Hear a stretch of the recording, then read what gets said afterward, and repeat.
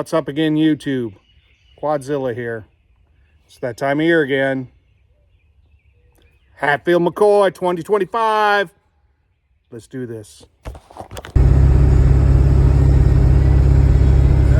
YouTube, passing into Ohio.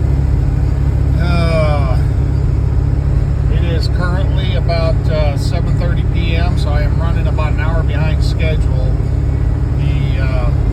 The Indianapolis area was horrible, plus being a Friday, rush hour.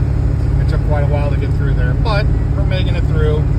We got Dayton coming up, so it's going to be too late for Bob Evans, but I'm going to still stop and see the Bog Man on my way to Hurricane.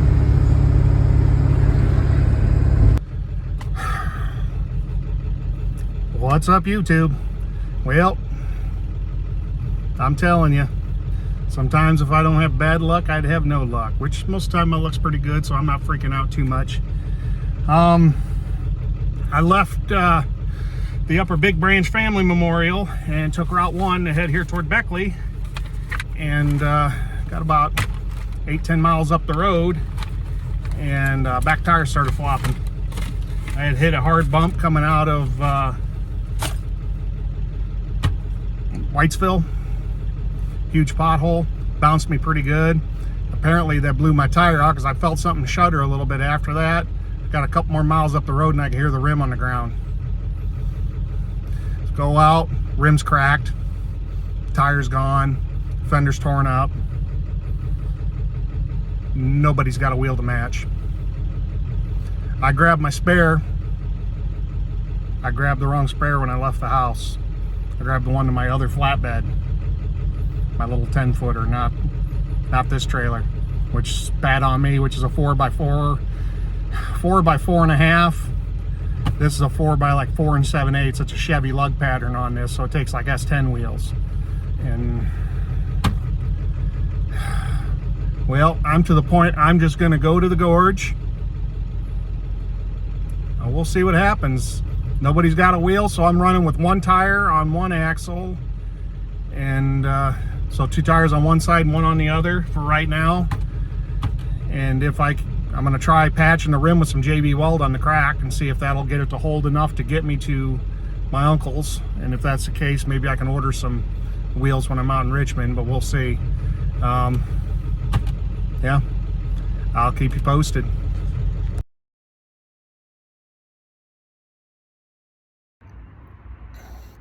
Okay, YouTube, I figured I'd give you an update on my fun here, if that's what we want to call it. I ended up saying screw it and went to the New River Gorge and Babcock Park and stuff like I was planned, and Babcock gave me the reset I needed. I just sat there in some quiet by the falls for a while, and that's the most peace I've had in a long time.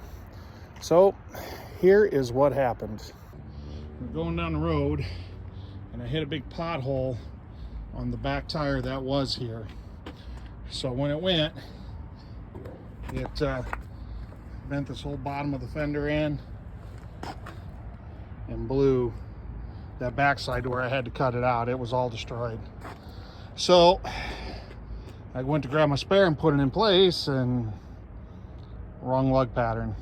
Come to find out this trailer is Chevy lug, which I knew, and I thought I grabbed the right one, but I didn't. I've let some air out of that tire. I'll show you that here in a second. So lo and behold, looking, nobody's got a wheel. Couldn't find a used one on Facebook or nothing. So we'll see if this works. You can see I slimed the shit out of it to lube it, but JB Weld. There's cracks through that, and it appears to be holding as of right now. We'll see. I'll be buying some new tires and rims here as soon as I come across the set. I'm going to end up buying 5, that's for sure. But the reason a couple of my tires are low on the truck is that's my only compressor. Well, and that one. But my power inverter isn't big enough to run that off the truck. So this is what I did. I know you guys like it when I do my little tricks and tips and stuff. This was the hose I had for that compressor. I just went and bought 2 air chuck ends.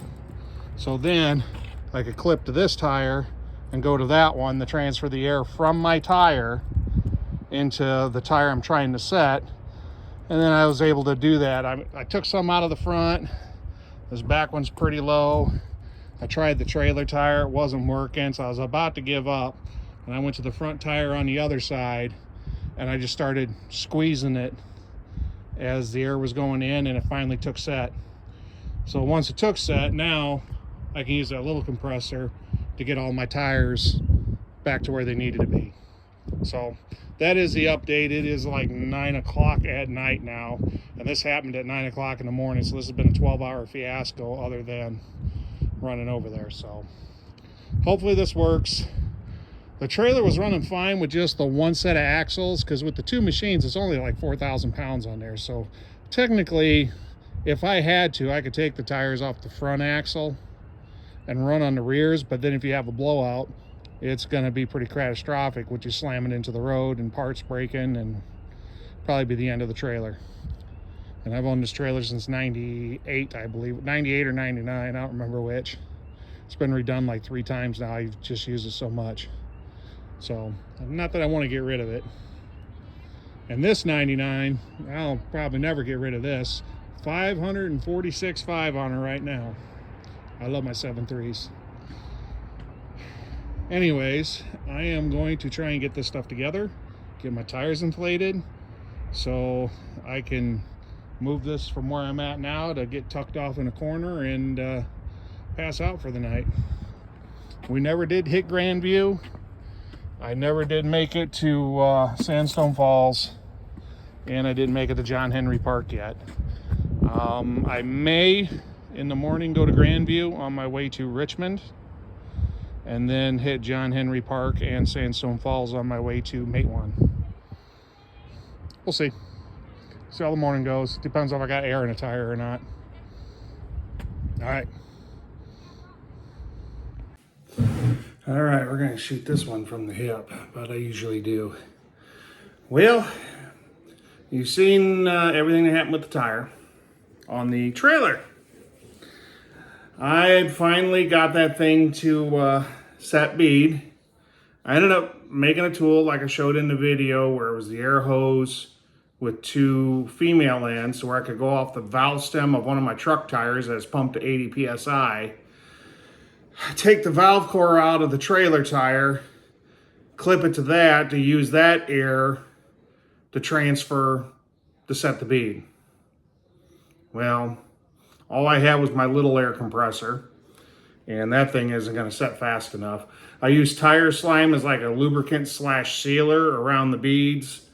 And finally, after messing with that for about 45 minutes, I was on my 4th tire, and I'm like, if this don't work, screw it. We're coming up with something different. I'm going to run on a single axle or something. It finally set bead. So it did work. This was at like 10:30 at night. It finally worked. I'm in a Walmart parking lot in Beckley. So I decide, okay, let's air up the tires back on the truck and the trailer. Air compressor blew up. Yep, it gets better. Air compressor blew up. I had just enough time to run inside. I ended up buying the higher end of the cigarette lighter ones that would pump up to 100 psi. I get that out there. I get my tires topped back off. About midnight, I pass out. 6 in the morning, I drive out to Grandview on my way to outside of Richmond, where my relative lives. Everything's great, Grandview. Like I said, it gets better. I leave Grandview, get back on the interstate. Mind you, there's no signs on the truck that anything's remotely going wrong, truck or trailer. That tire's holding there, everything. Thank you, JB Weld. The JB Quick worked wonderful. Took my fingers, smeared it on there. That little bit of tire slime sealed right up. I still was very protective over it, but it sealed it right up.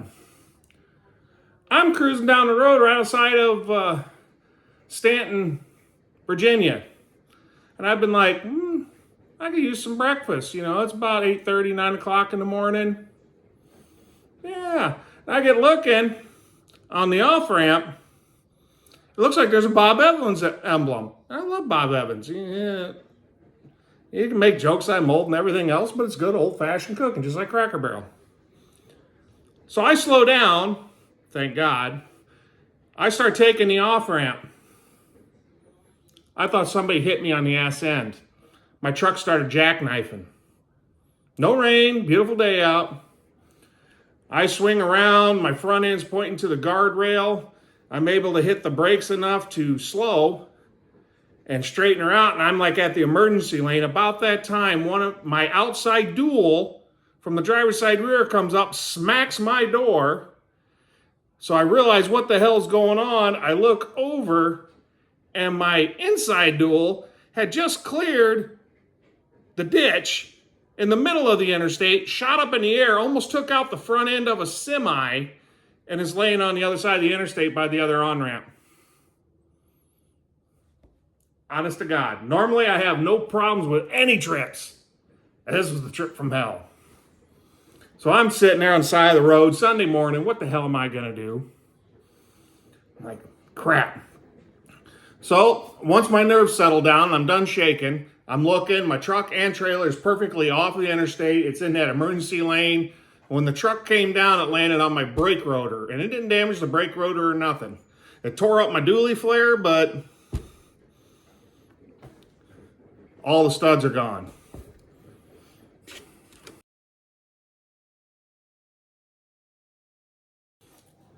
So I wanted to pause it so I could clip the picture in there. Once that's done, I'm calling mobile mechanics, no answers. Searching for every mobile mechanic I can find on the internet in that area. The only person I did reach was one person that was a tow truck, and they were going to dispatch somebody, but they didn't do any repairs. I'm like, what the hell's the goods are going to do to tow me somewhere on a Sunday? Especially if I get one of these mechanics to call me back. So while I'm sitting there, I'm like, okay, well, my tire's on the other side of the interstate. I don't want somebody to steal it. So I offloaded my Razor 800, drove up the ramp I was on, shot across the overpass, and then went through the grass on the other side to get my tire. Come back, park it there. I'm sitting there, still no phone calls. So I'm like, you know what? Hell with this. Let's see. I can at least get it jacked up or something. So when somebody does call me, I make their job easier. I'm just sitting there with my thumbs up my rear end. So I go back, I grab a hold of my trailer, and I crank that sucker as high and as tight as I can to get the weight off the back of the truck. Because the only jack I had with me is the factory jack, which is just like a little bottle jack with the hand cranks with the rod. So I'm able to wiggle that underneath the truck, but it's closer to the diff, which I think is why what happened. I start cranking that thing up. I get it to where it started getting stiff and tight, so then I go back, crank the trailer some more, lift some weight up. I do that 3-4 times, the jack strips out. Yep. The rod belled out inside the, the piece in the jack belled out to where the rod wasn't doing shit anymore. I'm like, are you freaking kidding? I think the devil was messing with me, seeing how much I could take before I snapped. And I tell you what, I'm getting close. I'm getting close. That's why there's no video. I would have had to make this video R-rated because I don't have a massive temper, but I can sound like a sailor when I'm really mad. And my wife had made the comment when I talked to her on the phone, she hadn't heard the F-bomb so many times since we've been married for 25 years in a single day. I was that upset. So, what else are you going to do? I'm still sitting there. I crawl underneath. I got to take the tire iron, like, working this thing up. And I'm just like, this is stupid. So I get on the internet. I look for an AutoZone. There's an AutoZone 3.5 miles away. I go, there's a plus. I call them up. You have any studs? All my studs are sheared off to one side. They get looking. Nope, we have 5 lug nuts, and it says we have 1 stud. I'm like, damn it. And they're like, well, there's a Advanced Auto right on the other side of the road. I think it was, is it Advanced Auto or O'Reilly's? I'm pretty sure it was Advanced. I'm like, well, you know what? You know, maybe they got them, but sitting here isn't doing nothing. So I asked them how they were about side-by-sides on the roads, and they're like, Virginia's pretty strict on it. But I'm like, what the hell else am I going to do? Went up to the road. I fly down into the town, get over there. Anytime a car was coming up behind me, I'd pull off the road, let them pass, show some courtesy. I was only doing 45, 50 in my 800, which all the faster it goes, but I don't like going any faster than that anyways. Get in the town, get there. I'm like, well, I need a jack. I looked over, I bought their 3.5-ton floor jack because my one here at the house is messed up anyway, so there I go, I needed one. They get looking, no studs. Their inventory's off, which with one doesn't surprise me. They get the lug nuts out, 5 of them. So they're like, okay, well, you can check next door or whatever, see if they got them. If not, come back. We'll check our inventory in other stores. So I walk across the lot, go to that Advanced Auto, no studs. I'm like, God bless it. My luck is just so damn good those couple days. And the whole weekend, my luck was like really good. I go back to that store, they do some searching. And just up the road, I remember the name of the town now. That's the next town east of Stanton. And it's a major town, thank God I didn't do it. They were like, oh, just take your side-by-side up there. It's about 6 miles. I'm like, I don't know about that. Especially everything I've seen that Virginia will throw the book at you if you're on a highway with them. So I decided not to press my luck. I'm like, you know what? I got 8 studs on one side, none on the other. Let's pop 4 out of one side, put the 4 in the other side. That'll at least get the wheels on it so I can go down the road, and then I would come up and just be going really slow, like 40, 45, if that, hazards on. People want to get pissy with me, whatever. 4 studs isn't that great. And side note, my aluminum wheel's destroyed.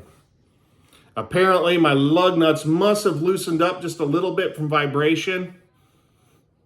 And allowed that wheel to keep doing this shit and made the hole slotted so they're like twice the width they should be. Wheel's junk. I won't even keep it as a spare. It's garbage. Luckily, I had my spare with me, which is a good rim, but the bead leaked air because it sat for so long, so I had to shoot a bunch of slime in it, but we'll get to that. I ride all the way back, get to the truck, jack it up. It's a 1-ton dually. You have to take the whole ass end apart to get to this stuff. So I jacked it up, took the wheel off the one side, took the hammer, pounded 4 of the studs loose. Guess what? They're so long you can't get them out. So I had to unbolt the axles on the outside hub, slide them out. Meanwhile, all my gear oil's running out. Undo the wheel bearing, pull the whole drum assembly off that's got the brake rotor that bolts to the back, flip it on its end, unbolt the brake rotor, grab my 4 studs, put the brake rotor back on, bolt it all the way up, slap it back in there, torque down the wheel bearing, and being I didn't have the socket, I was having to use a screwdriver or a punch, which I don't like, but it is what it is. What else are you going to do when you're stuck? Get that together, slide that axle back in. Hey, and now I got 4 studs. Go to the other side, set those down there, get that jack under that side, get her lifted up, get it all disassembled, pulled apart, pound out the busted off ones, pull the drum or the brake rotor off the drum, put the other 4 in there, put it all back up, thread it all together, slide the axle in.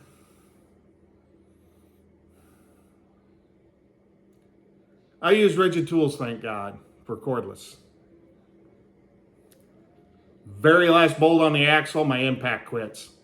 Impact's only like 3 years old. My impact takes a crap.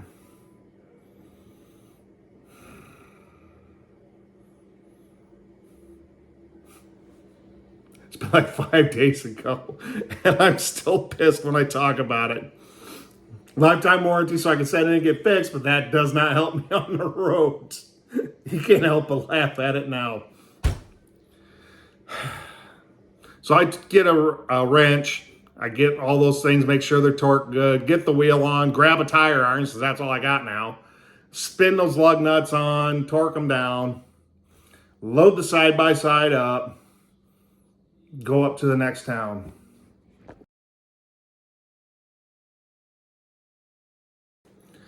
So, going up the road, that off ramp, it's like a 3-mile detour to take the county highway that AutoZone was on. Drive up there, I gotta go through town, so thank God I did not take the side-by-side, because that was a big town. And I had to go through several blocks, seen several police officers too, so I would have been totally screwed. I get it up there and get in the AutoZone parking lot. I go in. I'm needing 8 studs. They got 4. Claim they had 5, pull them from the shelf. There's only 4. One of them wasn't correct. Wrong length. It's like, well, I gotta have them regardless. So I take the 4. I get some gear oil because I know I'm going to need gear oil. I grab the 3 more lug nuts because the other AutoZone only had 5. Walk outside to get ready to start tearing this apart because I already told them I'm doing it in their parking lot, and I'm like, I got no impact. So I went in and had to buy an adjustable breaker bar just so I had something that resembled kind of a ratchet. I almost bought a ratchet too, but I'm like, that's just a waste of money. I got so many of those half-inch drive ratchets at the house, I just didn't have one on the truck. So I'm like, hell with it, a breaker bar. I'm gonna throw an impact socket on it, and I'm gonna leave it in the toolbox of my truck. So yeah, I was like, I should have just bought the ratchet, but too tight. Walk outside, get ready to tear it apart. A couple doors down is no O'Reilly's. I go down there. My luck got a little better. They had some studs in stock, so I was able to get the other 4 from them. So I had enough studs, enough lug nuts for this whole damn thing. Mind you, this started at 9 o'clock.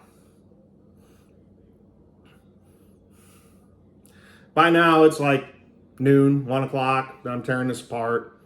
My uncle skipped church because he figured I was going to be there first thing in the morning when I told him what time I was leaving and everything. I did message him when everything happened, but he didn't go to church because he's like, well, if I need to go that direction, you're still 2 hours out, but I can come that way if you need to. Anyways, jacked it up.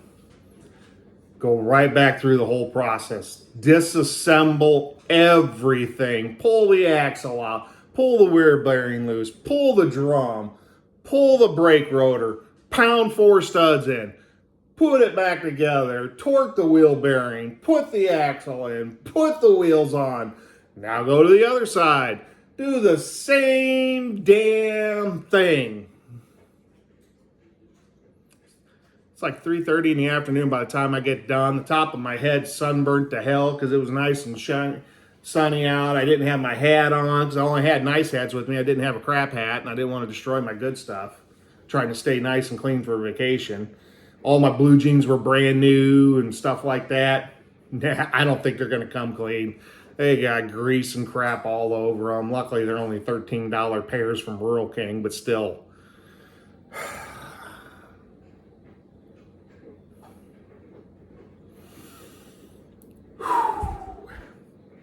Anyways, crawl back under it after I get it all bolted back together. Add the oil, which took a full quart of oil in there to top it back off. Get it back together. I'm like, finally, I can get out of here. So I get on the highway, go out. Up the road, just a short distance, I can't tell you how many miles, there is a scenic overlook as you're dropping down toward Charlottesville. So I'm like, perfect opportunity. I pull over there, can decompress for a second, see the view, even though I'm so stressed, my chest is hurting, I'm so pissed. So I'm able to retech my lug nuts, and sure to shoot, 4 or 5 of them were able to still be torqued on that wheel, to where just everything going down the road, a little bit of vibration, those crushed sleeves, because they're a flat washer type lug nut. I was able to torque it down some more, which I went through and checked every lug nut. I even checked the ones on the trailers again. the trailer on the one side, because I had to move one from the front to the back and let the front one stay out, and then the one I set to be was originally the back that's now in the front. And yeah, fun. Get that torqued down and everything. Finally, I'm driving it down to Richmond, but I'll tell you right now, I'm not going over 60 miles an hour on the interstate. I took my sweet ass time. Oh my God, I wasn't taking any damn chances, but I did arrive at my uncle's safe. Everything intact. Truck ran good. Spent a few really good days with him. Very enjoyable. Helped him out with a few things around there. Went over a bunch of family history stuff, and then left from there to go to Matewan. So when I left there, I stopped at John Henry Park. And I also stopped at Sandstone Falls, so there will be videos for those. Must see for Sandstone Falls. John Henry Park's pretty cool. The old trade tunnel and the fact that they can link it to John Henry. You got the statue down there. Other than that, there's not much really to see, but it's still pretty cool. I would recommend seeing it. Tilton, I think, was the name of the town. And it's kind of on the way to Sandstone Falls, so that's what I did on my way back. I took a county highway instead of taking a 64 all the way in, which took me to John Henry Park, and then I was able to simply jump across the river and take the frontage road to Sandstone Falls. Left Sandstone Falls, went into the town of Man, got a late lunch, early dinner, bought a Hamwich pizza from them, from the Hillbilly Fire Pit. Getting old and forgetting stuff. Highly recommend the Hillbilly Fire Pit. Not sponsored. They don't give me nothing. Excellent food, excellent price. Their jumbo pizza, when I bought it there like 4 years ago, it's 4 cookie sheets. I will warn you, I'm not talking like little cookie sheets. These are like the huge baker cookie sheets. Like when you say a full sheet of cake, they brought one out, and my son and I are like, oh yeah, I think we can finish that. We haven't had anything to eat today. And they're like, oh, you got another one that's about done. I'm like, holy crap. They bring that one out, and then they tell me I got 2 more coming. 4 cookie sheets, 26 bucks. 4 cookie sheets of pizza. I was like, man, I was going to the dollar store buying totes and everything to put this stuff in because our storage containers. No way we were going to eat it. He was eating that stuff for like 2 weeks after we got home the next week. Anyways, Hillbilly Fire Pit. Got to try the butter brickle. Ask for butter brickle. $4 a slice, but you can thank me later. I left Man. Right as I was leaving, I got a hold of the guys I was riding with to get the address of the place we're staying. They send me the address. I get looking on the GPS. I'm like, all right, it's right on the edge of Matewan. So I get into Matewan. I drive up to where the GPS is saying this house is, and I'm looking like there's no trailers. I don't recognize any vehicles, and it's in a nice neighborhood. I'm like, I don't know about this. I go to call them. No cell service anywhere in Matewan. I went all over that area, the town, nothing. I had to drive all the way to Williamson, about a 25-minute drive, to get cell service to find stuff out. They send me the address again. I take screenshots because I know GPS isn't going to take it. Took me right back to the same place. By this time, it's 10:30, 11 o'clock at night. I'm not knocking on some stranger's door to be like, hey, is this you? No. But I was thinking, the guy I went riding with, I told him, I go, right now it's 9:30. It'll be 10 when I hit town. You don't see me by 10:30, come down to the trailhead. I will be sitting at the trailhead if not there. And thank goodness I did that, because he did drive in. Got me at the trailhead. We were all the way out by Devil's Backbone is where the house is at. That's not what GPS said, but yeah, we were like almost right across from the entrance to Devil's Backbone. Got that done. And then the riding stuff starts. All right, so riding wise, pretty damn good. I'm not complaining. The first day I used the YXZ and we went down to the trailhead and got on Buffalo Mountain. By the time I got to Devil's Backbone, I was overheating. Like, what the hell on this YXZ? Instead of pissing with it, I just parked it. I took my Razor 800 as a backup, so when you watch the videos, the second half of that day, I'm on the Razor 800. We went all the way down to Gilbert, ate at Trail 12 Barbecue, and then ended up coming back to the Tipple Bar. We met up with everybody there. Ended up having a drink there, but I take that back. At lunch, they had a drink when I swapped vehicles. We came back. One of the guys was up there already. Yeah, you can tell it's like a blur. But we ended up having dinner there that night. Next night, or the next day, I used the Razor. We went over to Bald Knob. Bald Knob's the shit. Putting it politely, it's the shit. That is nice. I didn't do any of the hill climbs because there's some pretty gnarly hill climbs. Matter of fact, one of the guys, I was worried he was going to go rolling because he got about halfway up that massive hill climb and decided to back down when he spun his tires out. And no, I was on the radio like, let's winch you up.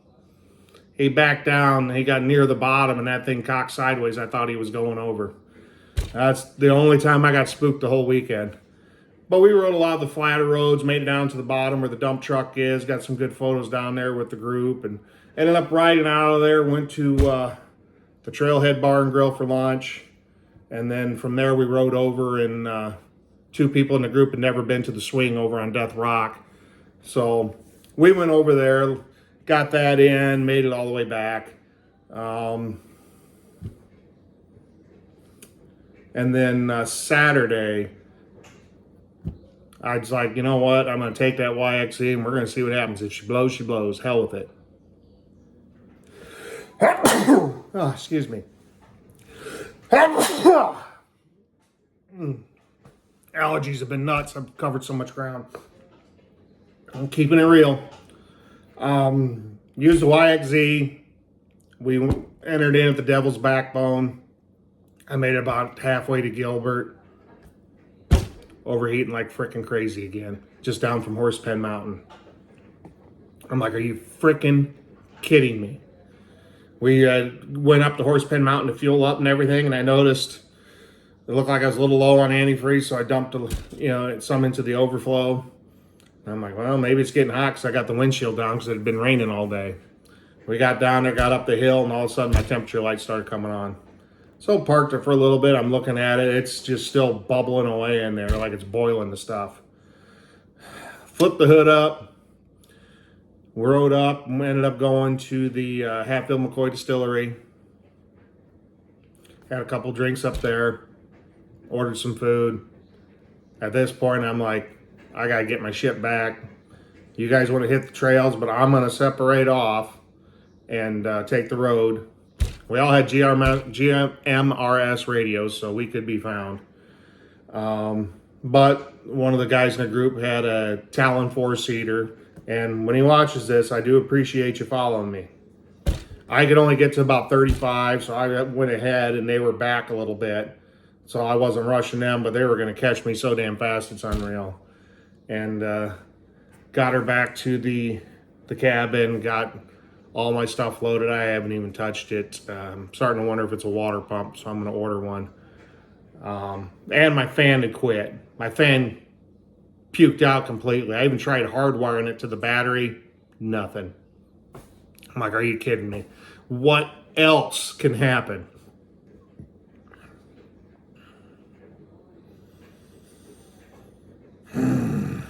I got everything loaded up.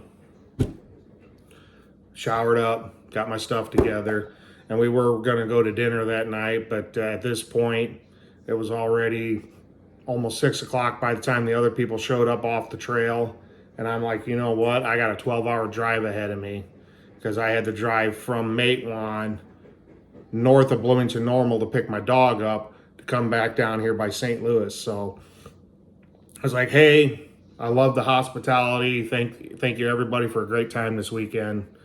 But I drove out of there, ended up passing out for like 4 hours at a truck stop, and then left again at 2 in the morning. Was able to get through Cincinnati and Indianapolis with pretty much nobody on the road. Arrived at the house up north at about 9 o'clock. Took a nap for 3 hours, and then came home. We did have, because Dirt Days was this weekend, I didn't know that, or Dirt Fest, whatever they call it down there in Williamson. We had one full-blown accident where somebody slammed into the front of another side-by-side, and the other machine got some damage. You're going to be looking at, it got the A-arms, the hub, bent the frame, everything. And it made me happy I did not buy a Can-Am, I'll tell you that much. The Pioneer that it hit, some light scuffs, that's it.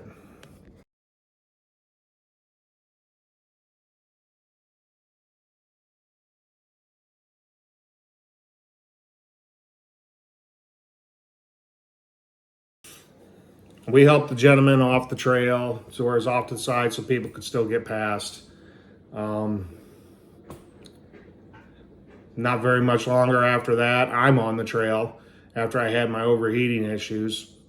Some dude in a razor came flying around a corner. I'm in like the middle of the trail, so I could say I'm partly at fault, but he was just hauling ass. He locked him up and he slid sideways, and I'm like, oh shit, I cut my wheel to get towards the edge of the trail, and we just 4 tires. Not super hard, didn't damage my machine, didn't damage his machine, but it was one of those like, what the hell? You're looking right at each other, and it's like, oh, sorry.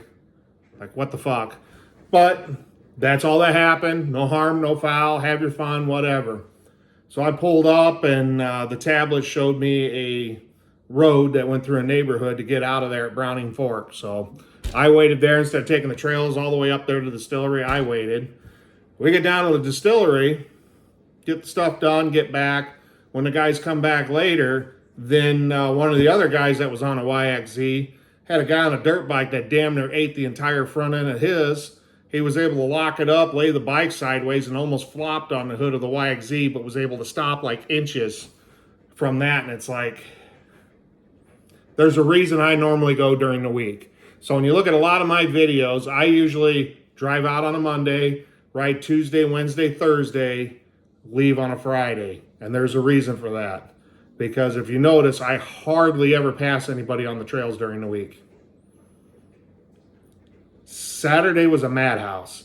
It could have been partially because of Dirt Fest, but it was stupid how many people are out there, and these machines keep getting wider and wider.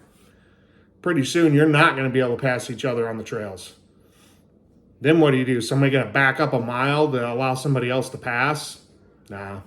We did also see an ATV accident. We've seen the aftermath of it, but you can see the skid marks going off the hill, and there's a couple guys laying in the grass down there, which I don't know if each one of them was on one or not. The people just kind of waved us on, so we just kept going.